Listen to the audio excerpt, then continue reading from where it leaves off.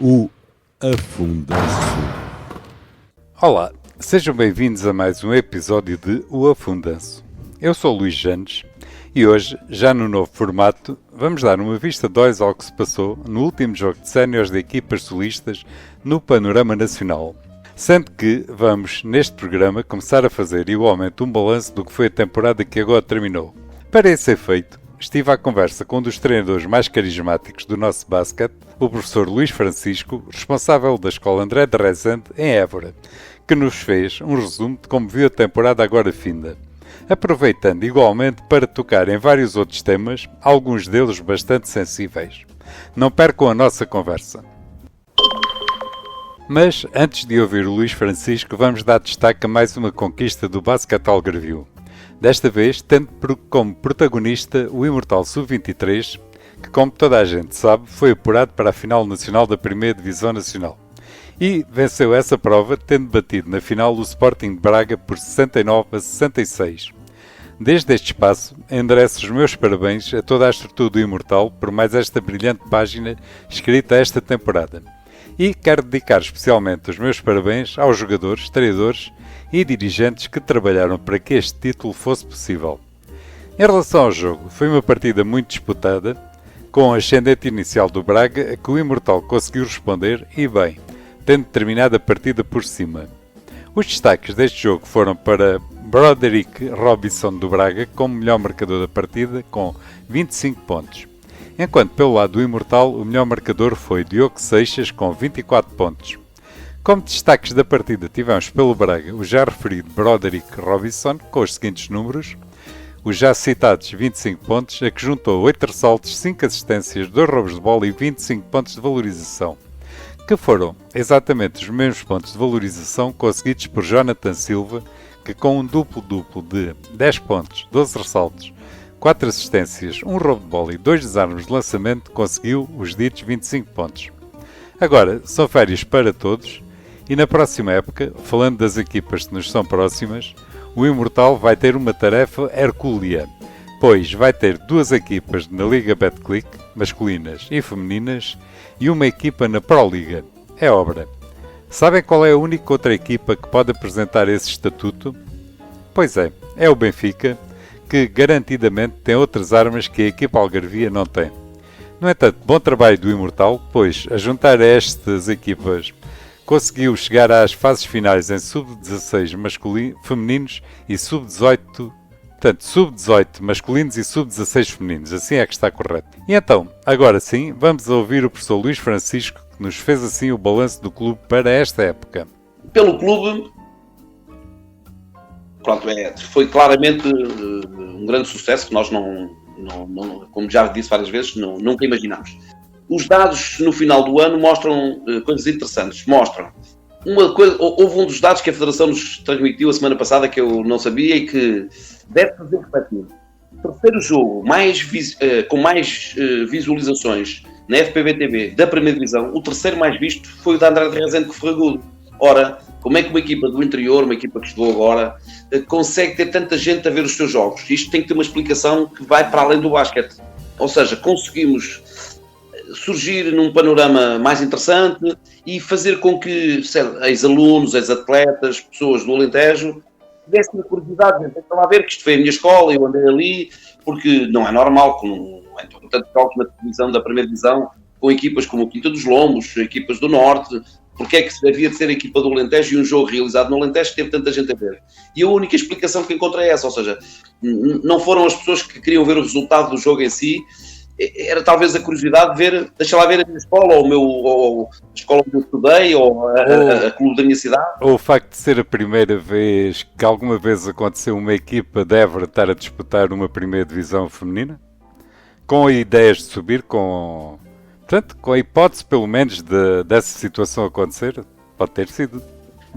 Nessa altura ainda não foi na primeira fase, não foi? Não. Foi logo na primeira fase. Portanto, tem que ter uma explicação que vá um bocadinho para além do basquete. Ou seja, tivemos este sucesso desportivo, não tivemos tanto sucesso na relação com a escola.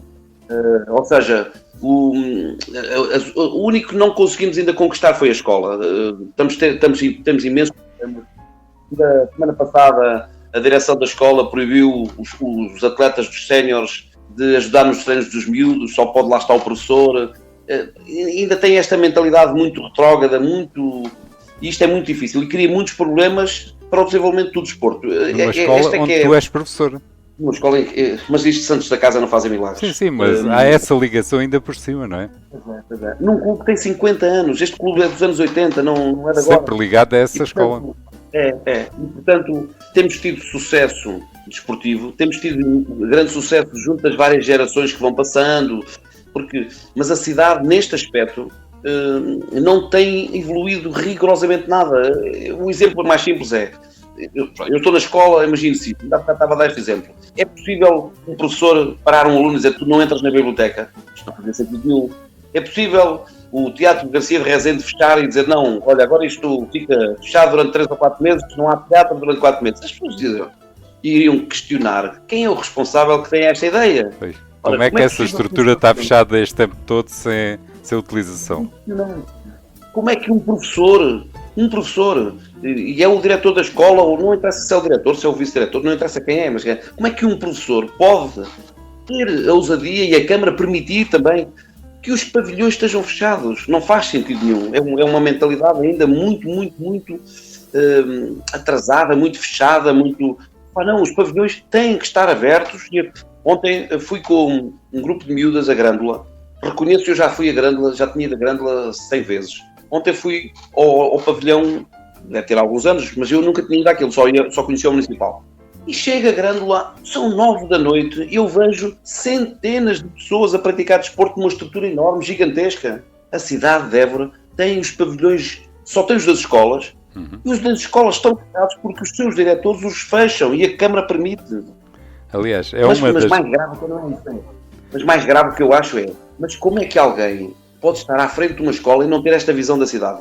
Não, eu acho que isto é mesmo uma visão da cidade, porque pelo que eu conheço, Évora é a única cidade que não tem um pavilhão municipal, ou 2 ou 3, tendo em consideração já a dimensão da cidade. Tem uma arena, que é um elefante branco que está ali, sem ninguém perceber bem o que é que está ali a fazer, e pronto, e não há um pavilhão a ser utilizado municipalmente. Já tenho quase como luta perdida, mas Câmara por poder, agora, nestes meses, abrir os espaços e dizer assim, durante estes 2 meses, fica aberto para as pessoas, para ver como é que a população da cidade reagia. Não faz sentido nenhum, não faz sentido. Acabou a escola acaba para a semana para os miúdos no ano. Qualquer miúdo que queira dar uma corridinha não pode. Uma pessoa que mora ao lado da André de Rezende, que tem lá 3 bairros, vivem ali milhares de pessoas. Nenhum consegue entrar dentro da escola e poder fazer ali uma caminhadazinha dentro. Ir ali os miúdos jogar futebol. Como é que... Faz-me muita confusão. Eu acho de uma mentalidade tão retrógrada, tão atrasada, que a cidade não perceba isso. As instalações escolares têm que estar abertas à população. Ou então havia alternativas municipais que garantissem às populações essa utilização. Logo como não há, tem que ser obrigatório, ou seja, não pode caber. Se o diretor de uma escola não tiver, o diretor, ou seja quem for, não tiver essa inteligência, não tiver essa visão, então tem que ser a Câmara a chamar a atenção, dizer, olha, você desculpe lá, mas é a única estrutura da cidade. Imagina que era a única piscina, era de uma escola. Então a escola vai ficar na piscina e deixa de se praticar natação, faz algum sentido. Durante os meses do verão, que é quando dá mais vontade de ir para o exterior praticar alguma coisa. Olha, acabaram as aulas, agora já não podemos fazer isto. Não faz sentido nenhum. Portanto, no plano desportivo, isto voltando ao que nós estávamos a conversar, os resultados desportivos, é mais fácil ganhar um jogo do que mudar a mentalidade das pessoas. Sim. Mas então vamos lá pegar na parte esportiva. Vamos começar pelos escalões de formação. Como é que correu, como é que tu analisarias a temporada? Nós porque nos últimos 2 ou 3 anos não trabalhámos bem, tivemos muita dificuldade este ano. Ou seja, mas é um traço comum e também do qual eu tenho alguma culpa. Temos qualidade, mas não temos quantidade. Ou seja, precisávamos de gente mais nova a ajudar no treino para cativar mais. E depois não temos muitos e, portanto, não conseguimos. Tivemos uma equipa de sub-14 femininas que começou agora, tem algum potencial. Nos sub-14 jogámos em Setúbal, os miúdos não perderam um jogo nos últimos 3 meses, mas só são 8. Só são 8 nos sub-18. O Vasco Rocha conseguiu manter ali um grupinho muito importante, mas que depois só perderam um jogo. Mas isto é tal coisa, no basquete e no desporto é assim, eles só perderam um, mas foi a final. Portanto, acabaram por não fazer uma grande época, quando tinham todas as condições para fazer, mas perderam só um jogo este ano, só perderam um, porque eles são muito melhores que todos os outros. Ainda ontem os miúdos foram campeões regionais no desporto escolar. Mas no Federado perderam só um jogo a época inteira, foi a final, não foram à Taça Nacional. Mas acabou por ser um ano positivo para o... Sim, na formação. Porque começamos agora pronto, e agora até te vou dar uma novidade, que és publicamente é a primeira vez de fazer isto. O Rui Pechincha vai ficar com a equipa sénior e, portanto... Sénior masculina ou feminina? Ele fica na feminina e o Vasco Rocha vai ficar na masculina.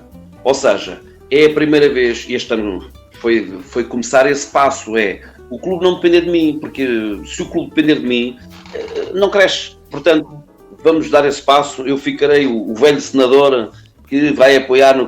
Estou lá sempre, vou lá estar sempre, está para isso. Agora, não ser eu o responsável e, portanto... Vais-te proteger um bocado. Sim, tem que ser, porque já estava num limiar perigoso. Sim. E, portanto, eu achei que era a altura certa e é a primeira vez que consigo no clube ter gente que já esteja capaz de dar este passo. Exatamente. Tu podes proteger-te mais e acabares por estar mais focado em questões de organização. Eu gosto do treino, eu não gosto de... Eu na organização toda a gente sabe que eu sou o pior exemplo possível. Não há ninguém mais organizado que eu. Ninguém mais menos. Eu sou profundamente desorganizado, portanto, se eu ajudasse na organização, garanto que aquilo falia passado 3 dias.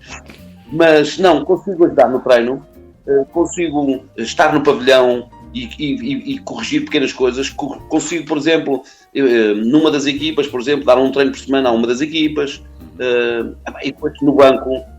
Pronto, ter lá uns cabelos brancos também ajuda, não é? Como tu sabes, num tipo de competição.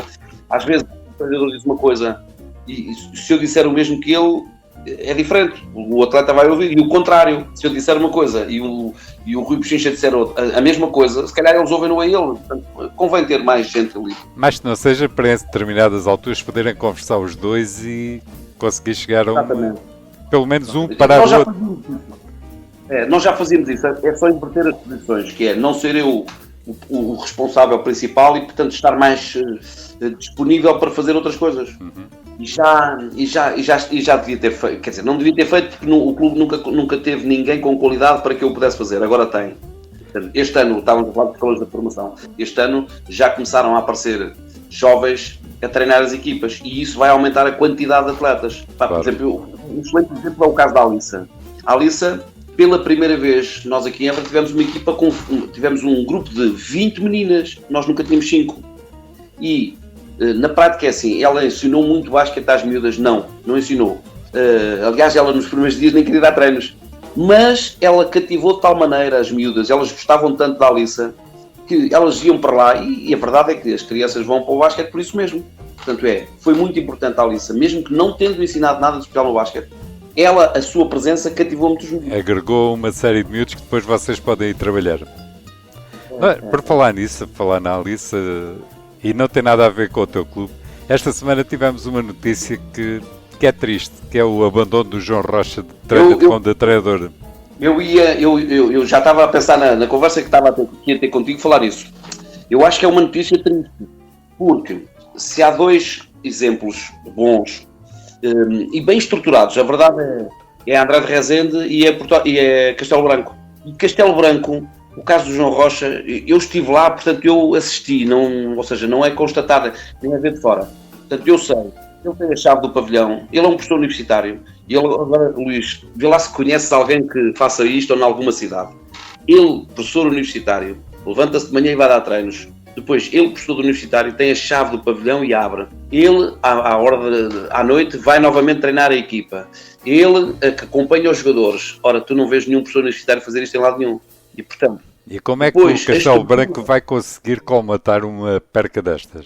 Não é fácil. A primeira coisa muito importante é, eles não podem perder o João Rocha lá. Ou seja, ele tem que ser o Luís Francisco, entre aspas, ou seja, ele pode até ser o senador, que ele até é jovem, não tem problema nenhum, mas ele tem que estar por perto, porque na verdade o sucesso do Castelo Branco tem a ver com a universidade, o clube, o ABA, são tudo a mesma coisa. Ou seja, eles juntaram as sinergias deles todos e o sucesso tem a ver com isso. Portanto, basta que um deles falhe. Imaginemos que era o clube dizia, nós não queremos nada com o Politécnico. Aquilo não tinha o mesmo sucesso. Não, Agora dizer o Politécnico, claro, e neste caso o João Rocha dizer, eu não quero mais. E ele se afastar mesmo, aí aquilo já não tem a mesma qualidade. E, portanto, é uma má notícia. Pelo que o comunicado dele é que parece que ele se vai mesmo afastar, dedicar-se só aos estudos e à família. Mas tem que estar ali perto.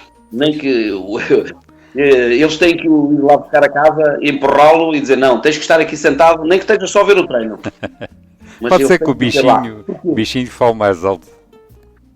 Não, olha, é o mesmo, eu dou este exemplo do João Rocha, vou-te dar um que tu vais concordar comigo, de certeza. O Manuel Noites em Ferragudo era de uma importância enorme. E, portanto, se o Manuel Noites tivesse continuado em Ferragudo no trabalho com jovens, certamente ainda tinha mais qualidade no trabalho que ele faz, porque é a pessoa, a importância que ele tem na sua região, a importância de ele é que agrega, e portanto o Manuel também abandonou mesmo o basquete. Pois. Seja o que for que aconteceu entre ele e o Ferragudo, desgostou de tal maneira que ele pura e simplesmente parou com o basquete. Pelo menos para já. Eu não conheço, exato. Eu não conheço, sinceramente, estou a dizer isto, sinceramente não conheço. Gosto muito do Manel e falamos. Eu também não sei o que é que se passou. Mas nestes lugares, no Ferragudo, neste caso em Castelo Branco, estas figuras são de grande importância. Sim, porque não há assim tantas que depois possam ser substituídas assim do pé para a mão. Se estiveres em Lisboa, tiras, vais roubar vais a outro clube e sacas o treinador ou isto ou aquilo. Exatamente. Aqui no interior não é bem assim. E, por exemplo, no caso de Évora, eu, por exemplo, não tenho a qualidade do João Rocha nem do Manel. Porque eles conseguiram uma coisa que eu não estou a conseguir. Eu não estou a conseguir que a minha escola aceite o clube. O clube é da escola, atenção. Mas quer dizer, a direção da escola está sempre em conflito com o clube. E na terra deles, não. Na terra deles, eles conseguiram uma coisa. Portanto, tenho culpa nisso. Na terra deles, eles conseguiram que o Politécnico, o clube e a Câmara estejam unidos. Sim, sim. No caso do Ferragudo, a Câmara de Lagoa e o clube estiveram sempre unidos. E, portanto, é isso que faz o sucesso. Vamos agora falar dos séniores. Foi um ano agridoce, não foi? Portanto, aquilo prometia muito, depois tiveram um problema grande com a lesão do vosso americano e a segunda fase do campeonato não correu assim tão bem. No caso dos séniores foi muito desgostoso para mim, porque eu achava e continuo a achar que tive os melhores atletas, enquanto atletas, tive os melhores atletas que a Andrade Rezende teve nos últimos anos. Mas depois encontrei-os numa fase da vida deles em que não pensamos todos o mesmo, ou seja, eles gostam de jogar, isto é a minha opinião, até pode não ser a deles, atenção, eles gostam de jogar em alto nível, mas não gostam de treinar em alto nível. Portanto, treinam 2 vezes ou treinam 3 e depois querem jogar como... E isso trouxe-nos muitos problemas. No caso do americano, tivemos de facto muito azar, porque pronto, é daquelas lesões que estraga tudo. Mas o plantel dos portugueses tinha qualidade suficiente para termos feito melhor. E, portanto, nos homens foi uma frustração grande porque os atletas tinham todos, e mais com uma diferença que nas raparigas não têm. O lote dos atletas de Évora era tão grande que permitia fazer um campeonato muito melhor. Portanto, a frustração é minha, a culpa é minha, como é evidente, porque era o treinador, e ficámos muito, muito, muito aquém. Claro, em termos gerais, não. Em termos gerais, fomos à fase final. Vocês conseguiram passar à fase final? Não. Essa parte foi cumprida. Portanto, foi cumprida. Agora, para aquilo que eu achava que era possível, e continuo a achar, era perfeitamente possível que nós éramos a equipa com o Castelo Branco que iríamos discutir a subida. E acabámos por chegar lá e não fazer a mesma figura. Pessoalmente, eu acho que o Castelo Branco estava uns furos acima da vossa equipa. Mas estava, como é evidente, eles tinham 2 americanos, tinham... Um deles especialmente contratado para a segunda fase, não é? E depois, eles têm uma coisa que eles treinam muitíssimo mais do que nós. Sim. Agora, nós tínhamos a obrigação de, tendo chegado a esta fase, ter treinado mais. E, essencialmente, ter treinado melhor. e não consegui motivar os meus atletas, não consegui convencê-los de que era preciso fazer isso. E, portanto, a frustração depois, a meio da competição da segunda fase, a frustração fez com que aquilo arrebentasse. E vocês não terão pagado também o facto de estarem inseridos numa série praticamente só com equipas sub-23? Tirando vocês e Castelo Branco, o resto eram equipas sub-23, uma delas o do Sporting, Barreirense, quer dizer, equipas de não, eu percebo o que estás a dizer, mas vou-te dizer, as melhores equipas que nós plantámos são as sub-23, porque as outras não tinham qualidade nenhuma. E eles chamam-lhe sub-23, mas depois de sub-23 tem pouco. O Portimonense, por exemplo, jogava com os jogadores que não eram sub-23. Mas ainda bem. E, portanto, o problema da competição foi este. Por exemplo, o Portimonense ia jogar a Castelo Branco e levava os sub-18. E depois jogava em Portimão e jogava com o sub-23. O que é que adianta ser sub-23? Isto para mim a idade não me diz rigorosamente nada. Sub-23 é uma espécie de mal, ninguém sabe bem o que é que sai dali, não é? Porque eles podem meter tudo. Não. E sub-23, não, e não é só, não, mas eu nem vou por aí, vou assim. Se tu tiveres um atleta com 21 anos ou 22 que treina 10 vezes por semana e tens um que tem 30 que treina 3 vezes por semana, o sub-23 está de longe melhor do que o de 30. Garantidamente. Portanto, aquilo não é por me chamar sub-30 que aquilo muda a competição. Portanto, as melhores equipas eram as sub-23. O Barreirense é muito boa equipa, mas é de miúdos, claramente sub-23, ou seja, claro que não é sub-23. Claramente miúdos. Era uma equipa de jovens, muito jovens. O Portimonense era uma equipa de jovens séniores, já com qualidade, alguns deles com muita qualidade. O Sporting era uma equipa de jovens, já com muita qualidade, que também quando ia jogar longe, e isso é que alterou a competição, não fez nada, em termos finais não tem nada, mas tu vais ver jogos que terminaram 70-20, e dizes, como é que é possível? É possível porque a equipa do Portimão, quando ia para Castelo Branco, como aquilo era longe, dizia, os que jogavam na equipa principal não iam. E até porque se calhar porque precisavam deles para compor o banco da equipa principal e então... E, portanto, o único facto sub-23 de realce era que os sub-23 não jogavam. E quando não jogavam, a outra equipa dava-lhes uma salva e o jogo não tinha piada nenhuma. Nós nunca tivemos um jogo assim. Portanto, em Évora, jogaram sempre as melhores equipas e ainda bem. O Sporting, ganhámos por 1 ou 2 pontos ao Sporting, e portanto os melhores jogos foram sempre com sub-23 e as melhores equipas do campeonato eram sub-23. E o Porto Alegre, o Castelo Branco, ganhou, mas teve sempre, aliás, o único jogo que perdeu foi com uma equipa sub-23. Portanto, a idade conta, mas é para mim que já tenho 60 e aí já não consigo jogar. É a partir daí ter 17 ou 18, o que conta é a qualidade, se interessa, sei lá, sub-23 ou sub-24. Não interessa nada. Além do mais, um jogador com 23 anos está completamente formado. Ali, com 22, com 28, está... Portanto, e nós quando dizemos sub-23 é para dizer, coitadinho, é um miúdo. Não, é um atleta de muita qualidade. E com a força da juventude ainda por cima, não é? E depois vais ver a equipa do Sporting, em que a maior parte deles não se iniciou no Sporting, eles vieram de vários clubes, não é? Sim. Portanto, aquilo é uma situação de jovens com qualidade, pronto. E tu dizes sub-23, está bem, é só para dizer que aquilo são jovens, não é? Podias chamar o que quiseres, mas... é uma equipa de jovens com potencial, até também podia chamar potencial talento. Potenciais talento. Exatamente. Já não é potencial talento. Tudo bem, agora ser sub-23 ou sub-22, pá, dá mesmo. Aliás, no feminino então ainda é mais interessante. Porque como no feminino, num patamar superior, não há nenhuma mulher, ou há muito poucas, as com mais de 25 anos, porque como se paga pouco nos clubes, elas aos 25 anos vão trabalhar e deixam de jogar. Pois. Portanto, quando diz, e entretanto... depois formam famílias e as responsabilidades da mulher acaba por ser sempre diferente da do homem, não é? Filhos. Portanto, chamar de sub-23 é um nome, enfim, qualquer outro. Mas, de qualquer maneira, e como é que vai ser para o ano? Vocês vão continuar a lutar para tentar a subida para a primeira divisão ou vão tentar focar-se mais na... Portanto, Estamos a falar dos homens, para já. Nos homens tem que ser com o que temos, aliás, como foi sempre, porque nós, ao contrário da rapariga, tínhamos formação, tínhamos atletas com formação. Eles agora têm todos 24, 25 anos. E, portanto, nós tínhamos uma base. Vamos ver... E continuam a ter, não? E continuamos a ter, mas não temos já com quantidade. Agora já não temos com quantidade, porque este ano mostrou que há jovens que têm 25 ou 26 que acham que já estão numa fase da vida que já não querem jogar assim e, portanto... não há aquele espírito competitivo... que é necessário. Ora, e portanto, o que aconteceu, este choque nesta época, foi exatamente isso. tens 3 ou 4 atletas, como o Nuno Costa, por exemplo, como até o próprio o atleta brasileiro, que era o namorado da Alissa, que é um jovem que não tem muita qualidade como jogador, mas era um profissional, treinava muito, queria jogar muito. E depois tens um grupo de jovens que gosta de passar lá 2 vezes por semana, lançar umas bolas e depois jogar. E, portanto, esse choque, e nós temos esse problema. Portanto, o Vasco Rocha vai ter esse problema, esse dilema, mas como ele tem melhor feitio que eu, pá, tem, porque ele é muito bom, o Vasco Rocha é muito boa pessoa. E, portanto, pode ser que ele consiga motivar estes jovens, estes menos jovens, a jogar mais a sério. E tu conheces-me e sabes que eu seria incapaz de ter esse espírito. Pois. Isso dá-me um desprazer tão grande. Eu respeito isso. Agora, desde que eu não esteja lá, não, nem só não beber nos copos, não bebo, quer dizer, bebo, mas é em casa, mas como também ir para um pavilhão, eu gosto muito daquilo. Estar a perder tempo, não é? Acaba por ser estar a perder tempo.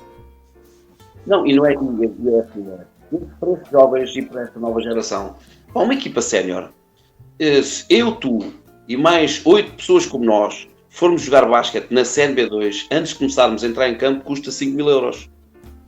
Porque tens que pagar arbitragens, tens que pagar inscrições. Pá, isto custa 5 mil euros. Portanto, antes de começares, 4 mil euros, 5 mil. Se dividirmos 4 mil por nós os 10, dá 400.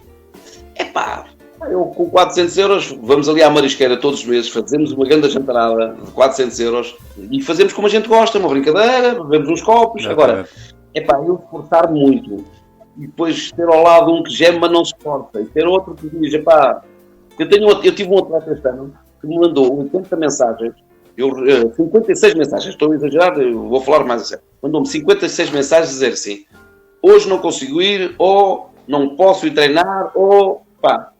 Portanto, ele matou o gato 50 vezes, matou, sei lá, o cão, outras 20, não sei quem, estava doente mais 30. Eu já guardava por graça. Pronto. E cheguei ao último jogo e disse, olha lá, não tem lugar no meu carro, não podes ir, tens de ficar em casa. E deixei-o em casa. Portanto, eu tenho este mau feitio. Exatamente. Eu estava sempre a dizer, mas eu não tenho lugar para ti. Pois, mas não coincidiu uma coisa com a outra. Não, mas é que... Mas é uma joia de rapaz, atenção. Uma joia de rapaz. Sim, não estamos a tirar... Quando falas dos 4 mil euros, é antes de começar, porque depois há as outras despesas todas, não é? Como é evidente. Por exemplo, nas mulheres, por exemplo, vais aos Açores. Imagina, vais aos Açores. A Federação paga o bilhete do avião. Está bem, mas depois tens que pagar o transfer. Depois não vais pedir aos atletas o dinheiro do alojamento. São universitários, são miúdos universitários. Claramente. Depois não vais pedir aos atletas o dinheiro das refeições que estás lá. Portanto, chegas ao fim... Vais aos Açores e gastas 2 mil euros. E não estamos a falar só dos Açores. Vocês, por exemplo, na segunda fase, e nas mulheres, que já lá vamos, vocês, a vossa série, tirando Parragudo, que não jogaram, era só de pessoas do Norte, era só equipas do Norte. E ficámos em casa dos pais da Sofia Meira, quando nós víamos no Instagram as outras equipas, no hotel, nós estávamos em casa dos pais da Sofia Meira. Estávamos muito melhor que as outras equipas. Muito, mas muito melhor. Hein? Pois, mas é assim, não é esse o espírito de uma equipa competitiva, não é? Fazíamos a preparação do jogo na sala. Eles têm uma cave giríssima onde fazem umas festas. E nós fazíamos a preparação do jogo, víamos o vídeo lá. E ainda bem, estávamos melhor que os outros. Exatamente. Estava, atenção. Mas... Aliás, no último dia que fomos para a casa da Sofia Meira, fizemos um bolo e escrevemos Meiras Hotel. Pronto, e era... Em relação à equipa para o ano, vai continuar a tentativa de subida ou vão-se deixar ficar mais sossegados? Assumir que o vosso patamar é a segunda divisão e deixar-se ficar? Tu conheces as pessoas e conheces a cidade. E portanto agora já não consegues dizer vamos ficar sossegados, não consegues. Porque o bichinho já... E portanto eu agora tenho que fazer o papel mais uma vez velho, dizer, malta, vamos com calma, vamos, não sei o quê. Mas, por muito que eu diga, mas isso é bom. Por muito que eu diga, está na mentalidade de todas elas, e neste caso também do Rui Pechincha, a dizer assim, fazer pior não. Não, mas estou a falar dos homens ainda não fomos para raparigas. Nos homens não. Nos homens o que for é. E portanto é melhor, sem qualquer ambição nenhuma, no sentido de não colocar o patamar, porque colocámos este ano. Sim. Este ano o patamar era. Nós este ano vamos jogar para já tínhamos feito isso há alguns anos, já tínhamos conseguido subir e depois não fomos para a divisão acima porque não tínhamos dinheiro e o lugar ficou preenchido pelo Cruz Quebradense. Agora, no próximo ano, os homens o que for é. E o que for não tem problema nenhum, é o que for. Não tem, não, Mas vão investir também em jogadores estrangeiros ou vão meditar sobre o assunto? Pá, imagina, se por acaso os resultados forem... Eu não sou nada de dizer assim, vamos apostar nos homens, apostar nas mulheres. Eu posso fazer em tudo. Eu posso fazer em tudo. Imagina que os homens de repente bateram com a cabeça e querem levar aquilo muito a sério. Se querem levar muito a sério, vamos embora nisso. Contam logo comigo. Agora, se eu disser, treinamos e vamos beber ali uns copos, isso já não contam. E, portanto, eu vou lá, vejo jogar um bocadinho, venho-me embora, fico contentíssimo de estar ao pé deles, mas eu participar disso não quero. Nos homens. Mas nas mulheres é outra coisa. Agora vamos falar das raparigas. Apostar em todos. Agora, apostar em todos. Ou seja, não é não apostar nos homens, que isso eu acho uma falta de respeito. Não, só estou a perguntar isto porque quando a manta é curta, às vezes tem que se tomar decisões. Mas a mim parece mal, aliás, também parece mal se me dissessem assim, olha, nós vamos este ano apostar no A e não vamos apostar no B, então, mas não somos 2 filhos. E, portanto, nós apostamos em função da qualidade daquilo que as pessoas querem. Se os homens disserem, não, nós queremos, este ano, nós queremos fazer uma coisa, não, vamos embora. Se não houver dinheiro, não tem problema nenhum. Nós, o ano passado, com as raparigas também não tínhamos e conseguimos, portanto, não, a aposta é em todos. Agora, neste momento não sabemos bem o que é que os jovens séniores, homens, pretendem, qual é o grau de ambição deles. Sim. Porque além do mais, e ainda focando nesse, não é estar a dar mais hipótese uma ou outra, mas os patamares competitivos são diferentes. As raparigas já estão inseridas na primeira divisão, enquanto que os rapazes estão na divisão abaixo. Eu até te vou dizer mais que eu tenho a ideia que é muito mais difícil subir do que manter-se, ou seja, a competição na segunda divisão torna mais difícil a subida. Porque, por exemplo, os homens, eles jogaram contra equipas de muita qualidade. O Sporting tinha muita qualidade, o Castelo Branco tinha muita qualidade, o Portimonense tinha qualidade. O Portimonense não tinha 10 jogadores com qualidade, mas tinha 4 ou 5 com muita qualidade. O Portimonense que para o ano vão voltar a apanhar, e se calhar com mais qualidade, porque eles vão ter que fazer uma aposta grande no global do clube, não é? Portanto, vão ter que contratar mais jogadores e mais jovens e se calhar vão ter que rodar no Sub-23. Exatamente. Portanto, mas então vamos falar das Mecinhas. Como é que considerarias a temporada? Portanto, nós fazemos uma primeira fase extraordinária, depois fazemos uma segunda fase que em termos numéricos parece má, ou seja, nós ganhámos um jogo dos 8. Sim, se formos analisar assim friamente, estatisticamente foi mau. Depois começamos a ver os resultados e percebemos não foi, porque nos resultados nós estivemos sempre a discutir os jogos todos até aos últimos minutos. Nós fomos, por exemplo, a equipa que criou mais dificuldades à Sanjonense. Nós fomos a equipa que discutiu o jogo em Barcelos, tal como a Sanjonense discutiu na final para saber quem é que é para a Liga.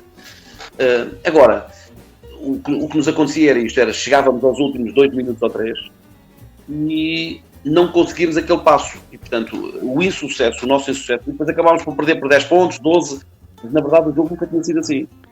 Em Barcelos o jogo esteve sempre equilibrado até ao fim. No Clipe, no Porto, esteve sempre até ao fim. Em São João da Madeira, chegou ao princípio do quarto período e desequilibrou-se. E, mais do que isso, eu nunca tinha vivido uma experiência assim tão intensa. E também por isso é que me criou muito desgaste. Quando fizemos o último jogo, não voltámos a treinar porque não tinha atletas. E é verdade isto, portanto, as estrangeiras, a Alissa estava lesionada, não podia. As duas americanas foram-se embora. A Catarina Moreira, o médico me disse, tu já devias ter parado há um mês. Ela praticamente o último mês já quase não treinavas, porque ela tinha o joelho preso por arames. A Sofia Meira foi operada ao ombro. E o médico tinha dito, bem, operamos, quando é que podemos operar? Ela disse, só quando for o último jogo. E ela dava-lhe dores, ela tinha um problema no ombro que lhe dava imensas dores. E ela tomava analgésicos para poder jogar. Portanto, imagina como é que o chegou ao fim. Estava tudo preso por arames. O único que tinha saúde era eu, de resto estava tudo. E além do mais, pode-se explicar um bocado dessa vossa incapacidade para discutirem até o último momento pela falta de adeptos de um banco mais capaz de aguentar a pancada, não? Sim, se bem que eu tenho a ideia que era as equipas que conseguiram chegar a um patamar superior tinham como característica ter uma americana que marcava 40 pontos. E a Sanjonense tinha, o Barcelos tinha, e nós tivemos. A NEI conseguiu fazer uma fase final de muita qualidade e a marcar 40 pontos. Eventualmente ela marcava 40 pontos em 3 períodos e meio, porque quando chegava ao fim do último período, ela já não tinha capacidade física e já não marcava. Portanto, ela quando chegávamos aos momentos decisivos já não conseguia marcar. Já não estava capaz. Podia ser pelo banco, podia ser pela falta de banco. Eu, por acaso, tenho a ideia que é mais por falta de treinador, vá. Ou seja, com um treino com um pouco mais de qualidade, provavelmente ela seria capaz de chegar aos últimos minutos e estar fisicamente melhor. E não estava. E eu acho que essa foi a grande diferença. Ou seja, se ela estivesse bem, fisicamente, nós por exemplo, no clipe, é ela que faz os últimos 2 lançamentos triplos para ganhar e perdemos. Nós no Barcelos a mesma coisa. E, portanto, a grande diferença entre as equipas, nós e os outros, foi que a nossa melhor jogadora, quando chegava aos últimos minutos, já não tinha... conseguia. E tu que passaste esta experiência, diz-me lá a tua opinião. A competição do Norte está muito mais forte do que a competição no Sul. Porque se nós formos ver a classificação, vocês ficou o Ferragudo, que foi o vencedor, ficaram as 4 equipas do Norte e depois ficaram as 3 equipas do Sul, com uma certa desvantagem. Tu lembras tanto, quando nós tivemos a nossa última conversa, que eu dizia exatamente isso. Há uma diferença muito grande entre o Norte e o Sul. E a diferença não tem muito a ver com a qualidade. Por exemplo, o Ferragudo tinha muitas atletas estrangeiras e ia buscar atletas a vários tipos. É o ritmo de competição, e são jovens. Ou seja, as equipas do Norte são miúdas que jogam como os rapazes. São miúdas de 20, 21 anos, 22, mas que jogam como os rapazes. Elas correm o tempo inteiro. E tu tiras eu, por exemplo, eu tenho uma incapacidade profunda que eu não conheço o nome das atletas adversárias. É a Catarina que me explica. Ela diz, aquela ali é plana, e depois o Pechincha também me diz, eu não faço ideia quem são. E para mim já são todas iguais, porque na verdade são todas iguais. Ou seja, são miúdas com qualidade e que jogam com uma intensidade enorme. Corre para caramba. E aqui no Sul não. E aqui no Sul não. E aqui no Sul é jogado muito... mais pausadamente. Muito de engenheiro, muita da jogada 35 e a jogada 47. E lá não, lá aquilo o basquete é muito mais intenso. A maior parte dos pontos são feitos nos primeiros 8 segundos. Depois era a qualidade de algumas jogadoras que vinham de cima.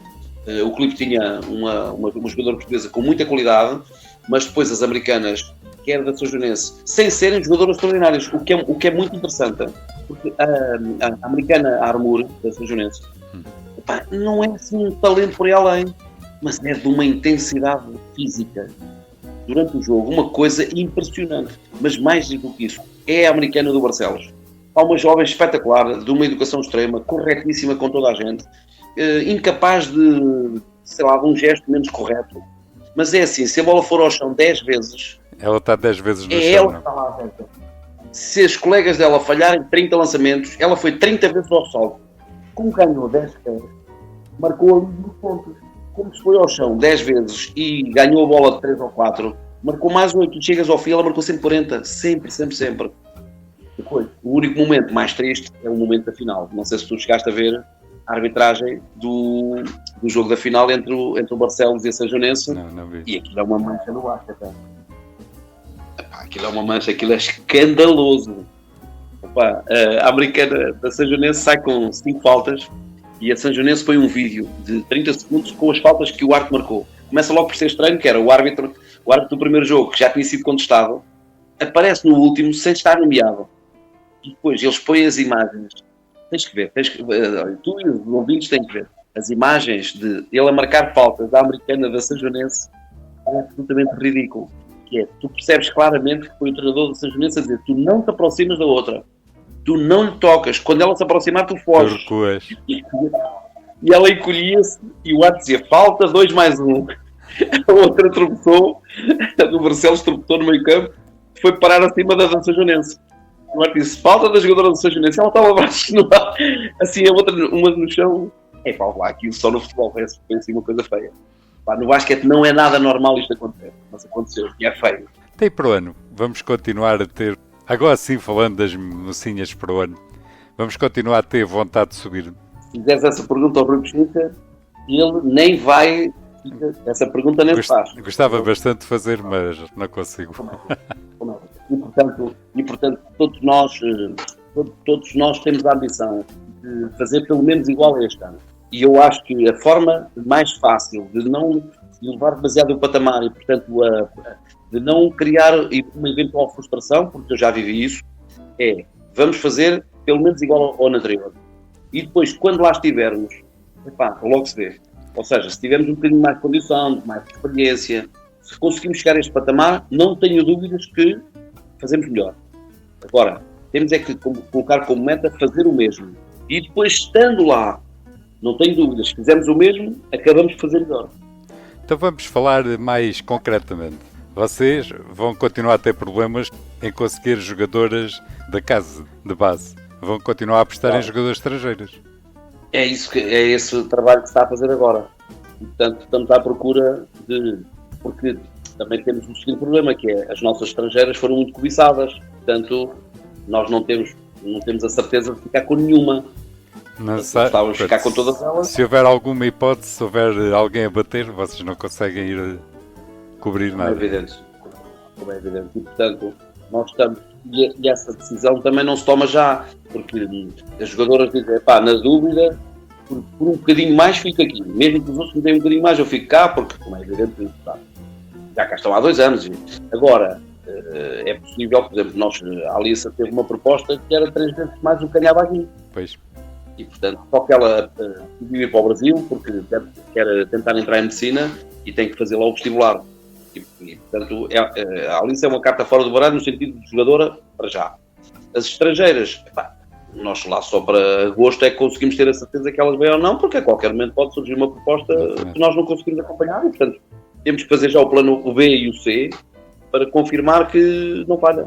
Até porque vocês agora, e vi isto nas redes sociais, houve uma das vossas jogadoras que acabou a presença dela em Évora e, com muita pena dela e vossa, abandonou a André Drezan. A Carolina vai-se embora. E a Carolina tinha a importância dela, porque já cá estava há muitos anos, começou muito cedo neste grupo, era muito respeitada até por todos nós e gostava de estar aqui e tinha importância junto das jogadoras do banco e, portanto, pronto, mas isso vai acontecer, aconteceu agora com a Carolina e vai ser mais para ou menos acontecer, vai acontecer com as outras duas. Permite-me uma pergunta. O melhor sítio onde podem estar é a primeira divisão. Conseguir aspirar a mais pode ser perigoso para o próprio clube. Mas isso não tenho dúvida. Agora, não estou a dizer que seja por vossa causa, mas eu acho que a cidade de Évora não está preparada para aguentar um clube. Não há apoios suficientes para essa demanda, digamos assim. Nós só estamos no patamar em que estamos porque temos a ajuda da família Pechincha. Vamos ser claros, não há dúvida. Porque o desgaste familiar, em termos financeiros, e agora talvez comecem a aparecer, mas são pequenas ajudas, como é evidente. É que estavas a falar, desculpa interromper, estavas a falar há bocado da CNB2 que antes de entrar em campo era 4.000 euros. Na primeira divisão os custos duplicam ou triplicam. Pois é. O nosso orçamento mais do que triplicou e estamos a falar de atletas. As nossas atletas não ganham dinheiro, as portuguesas, nenhuma delas. E portanto, mas pronto, lá está. Irmos à Madeira, irmos aos Açores. É imaginar assim, se tu fores com a tua família à Madeira, quanto gastas? Pois. Agora imagina que vais com 10, ou 12, ou 13. E numa segunda fase com equipas do Norte? No Norte vamos o carro do Rui Pechincha tem elétrico, ele para ali na mirada, fica-lhe mais caro porque ele tem que ir lá ao leitão, senão ficava-lhe por 20 e poucos euros. Mas agora nos Açores e na Madeira não, gastas 3.000 euros cada vez que lá vais. Pois. Se tu juntar às inscrições, às arbitragens, caríssimo. Depois em todos os jogos tens de comprar águas, em todos os jogos é um desafio muito grande. Depois fisioterapeuta, porque não tenho dúvida, a fisioterapeuta valeu pontos no jogo. Não há dúvida nenhuma. E, portanto, é um orçamento muito grande. Não és capaz de chegar ao pé deles e dizer assim, olha, malta, vamos ficar aqui pela primeira divisão. É como nos homens, isso não se coloca. Tens de dizer, vamos, o que vocês fizerem, a gente vai convosco. Pronto, e é assim, e é esse o espírito. Te compreendo do meu ponto de vista, estou a falar de fora, como é lógico, tem uma posição do mais Claro, cómoda, evidente. mas Evidente, eu é preocupo-me muito, porque eu gosto muito desse clube e preocupa-me que estejam a dar um passo maior do que a perna e depois serem penalizados por isso. Porque Claro. era o que eu mais gostaria de ter uma equipa alentejana e ainda por cima a vossa na Liga Betclic, adorava lá. Até apostava o meu dinheiro nisso, só que não acredito que as forças vivas de Évora consigam, começando pelo pavilhão. Vocês tinham que arranjar uma casa, porque não Claro. podem jogar no pavilhão onde está. Que eu gosto muito desse pavilhão, que foi onde sempre joguei basquete e isso, mas... É de facto, esse é um constrangimento. Agora imagina-te atleta, imagina-te com 20 e poucos anos e ouvir aquilo que estás a dizer, que é a realidade crua. Portanto, imagina, é transportar isso para a nossa vida familiar. Imagina um filho teu que diz, pai, eu queria muito, não sei o quê. Não tens hipótese nenhuma, porque isto aqui... e de facto é o drama que os jovens vivem aqui em Évora. Um jovem desportista que vive aqui, ele fica, é perfeito. Aquelas miúditas que ontem, com 10 anos, foram a Grândola e que às 9 da noite viram 300 ou 400 pessoas a fazer desporto. A mexer ali na rua. E depois diziam assim, então mas a minha mãe ontem ia para assistir ao treino e foi impedida na escola de poder ver o meu treino. Ninguém acredita nisto. Ninguém acredita nisto, mas que cidade é esta? Tu vais a Torres Novas e tens um pavilhão gigantesco. Tu vais, sei lá, a Mértola, tem um pavilhão multiusos até Mértola. E vês a Évora e não tens nada. Pois. Portanto, é frustrante para os jovens atletas isto. Para as pessoas que não conhecem a realidade, a vossa bancada são umas cadeiras que vocês finalmente conseguiram colocar atrás de uma das tabelas. Exatamente. Que mesmo isso foi uma luta desgraçada para conseguirem fazer isso. Em que também aí era a mentalidade alentejana na sua fase mais bacoca, que impediram durante anos que isso acontecesse. Portanto, nós, se subirmos à liga, fazemos assim, duplicamos a bancada, que é, pomos cadeiras do outro lado da tabela. Foi a mais cadeira. Não, para termos mais lugar. Nas cadeiras já ninguém... Luís, nas cadeiras já ninguém nos chateia, mas imagina, foi a cena de ontem, a cena desta semana. Sim. Os pais dos miúditos do mini-basket foram impedidos de entrar na escola. Mas já fazem aquilo há anos. Com base de que base é que eles têm? Nada. Pura e simplesmente não podem porque não podem. E é tão estúpido. É a cidade. Pois, não vale a pena sequer irmos por aí. E é o que temos à frente de instituições. Pá. E depois tu pensas assim, e depois quem deu estas ordens foram professores. Não foi um fulano qualquer, pronto, que foi pouca habilitação, não. Portanto, na própria escola.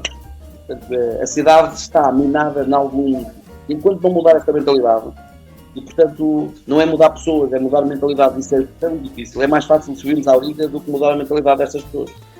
Pois, espero que consigam, porque pode ser que seja preciso esse acontecimento externo para conseguir que isto avance. Se for assim, só que é um risco. Do meu ponto de vista, que...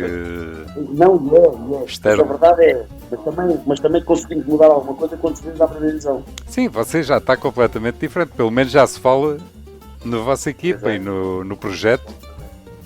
Tu tens tido muita visibilidade à conta disso, não é? E vamos imaginar assim, isto é como o João Garcia subir ao Everest. Nem que ele vá lá uma vez. Ele vai poder dizer, pelo menos já estive naquele patamar. Portanto, nas raparigas vamos fazer, eu acho que numa cidade como a nossa tem que ser assim. É o melhor que nós formos capazes. E o objetivo é igual ao ano passado. 1 centímetro a mais, talvez.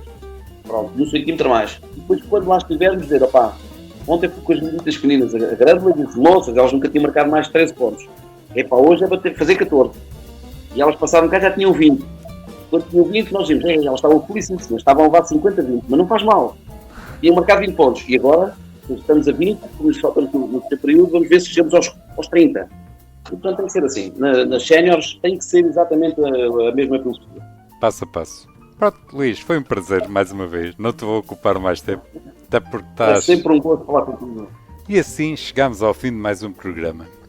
Não quero deixar passar esta oportunidade para agradecer novamente ao professor Luís Francisco a disponibilidade que sempre demonstra em falar para este espaço e desejar-lhe, a ele e ao seu clube, um bom descanso para virem cheios de vontade de, para o ano, conseguirem alcançar as metas com que sonham. Eu, por hoje, fico por aqui. Desejo que o programa tenha sido do vosso agrado. Fiquem bem e, já sabem, grandes jogos de basquete.